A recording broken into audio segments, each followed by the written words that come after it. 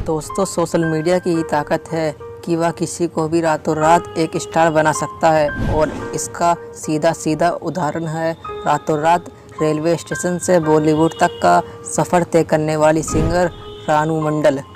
दोस्तों, रानू मंडल बंगाल की नदिया ज़िले के राणाघाट की रहने वाली हैं और उनकी शादी मुंबई रहने वाले बाबुल मंडल से हुई थी, लेकिन दुर्भाग्य से उनके पति का जल्द ही देहांत हो गया और इसके बाद से वह राणाघाट में ही आकर रहने लगी।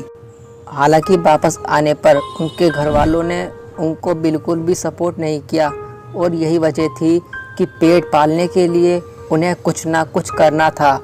और फिर 20 साल की उम्र में एक क्लब के लिए वो गाना गाने का काम करने लगी और उनका कहना है कि उस समय भी लोग उनकी आवाज़ खूब पसंद किया करते थे और वहाँ पर लोग उनको रानी बॉबी कहकर बुलाते थे, लेकिन समाज और परिवार के दबाव के चलते उन्हें ये काम मजबूरन छोड़ना पड़ा। और फिर अब रानू मंडल के सामने ऐसी समस्या आ गई कि उनके पास खाने तक के पैसे नहीं थे और फिर कैसे भी करके अपने आप को जीवित रखने के लिए रानू ने रेलवे स्टेशन पर गाना शुरू कर दिया। और दोस्तों, अभी हाल ही में सोनी टीवी पर आने वाले singing reality show superstar singer खास मेहमान बनकर पहुंची रानू से शो के होस्ट ने जब ये पूछा कि आप रेलवे स्टेशन पर इस तरह गाना क्यों गाती थी, तो फिर रानू ने हंसते हुए कहा कि मैं रेलवे स्टेशन पर इसलिए गाती थी क्योंकि मेरे पास रहने को घर नहीं था और गाना गाकर ही मैं अपना पेट भरती थी, क्योंकि गाने को सुनकर कोई बिस्किट दे जाता, कोई पैसा, यहाँ तक कि उस समय उनकी बेटी भी उनका साथ छोड़कर चली गई थी क्योंकि उसे अपने माँ के कामों से शर्म आने लगी। और फिर इसी तरह से कई सालों तक रानू ने रेलवे स्टेशन पर गाना गाते हुए ही अपना पेट पाला। लेकिन दोस्तों, कहते हैं कि अगर किसी के अंदर टैलेंट है तो वह कभी ना कभी बाहर आकर ही रहेगा और ऐसा ही हुआ रानू मंडल के साथ।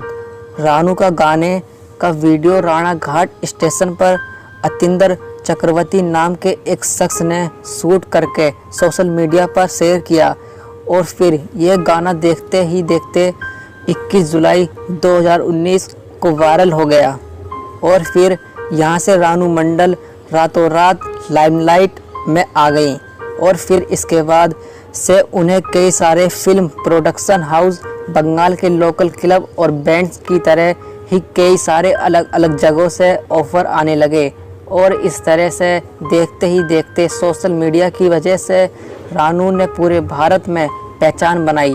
और अभी हाल ही में मशहूर संगीतकार हिमेश रेशमिया की upcoming film Happy Hardy and Heer के लिए उन्होंने एक गाना भी रिकॉर्ड किया है और ये गाना भी लोगों के बीच सोशल मीडिया पर खूब शेयर किया गया है। इसके अलावा कई सारे सिंगिंग रियलिटी शो से भी उन्हें इनवाइट किया जा चुका है। और दोस्तों, रानू की बढ़ती हुई पॉपुलैरिटी को देखकर उनकी बेटी भी अब उनके साथ आ गई और इस पर रानू ने कहा कि यह मेरी दूसरी ज़िंदगी है। अंत में मैं यह कहना चाहता हूँ कि रेलवे स्टेशन पर गाकर गुजारा करने वाली रानू को आखिरकार आज वह मुकाम मिल गया है जिसकी वो सच में हकदार हैं